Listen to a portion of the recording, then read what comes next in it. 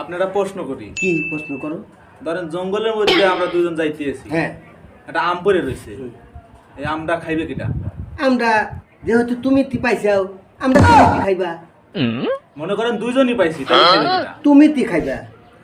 তারপরে মনে করেন যে আরেকটু আগে গেছি, যাওয়ার পরে সামনে দেখলাম একটা 100 টাকার নোট, একটা হাঁটা নিবে কিনা? তাই না, আম যখন তুমি পাইছাও, তুমি নিছাও, টাকাটাও তুমি নিবা। মনে করেন দুইজনই পাইছি টাকাটা, তাহলে কেটা নিবে? তুমি তি নিবা।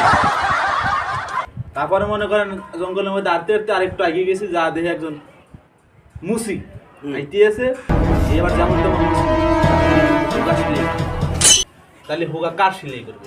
তুমি যখন আম পাইছাও, টাকা পাইছাও, দুটাই তুমি নিছাও, তাহলে ওটাও তোমার সেলাই করা লাগবো। বুঝছেন মামা? হ্যাঁ তাহলে আমার সিলাই করবে। হ্যাঁ। তারপরে মনে করেন যে আরেকটু আগে যাওয়ার পরে একটা বলদ পাইছি, বুঝছেন? এই আবার যেমন তেমন বলদ না, এই আবার যার তার হুগা মারে, তাহলে আনে কার হুগা মারে? ওটা তো তোমারই মারিবো। আমার তো হুগা আটকাই না, সিলাই দিয়ে আটকাই না, তাহলে কার নাম?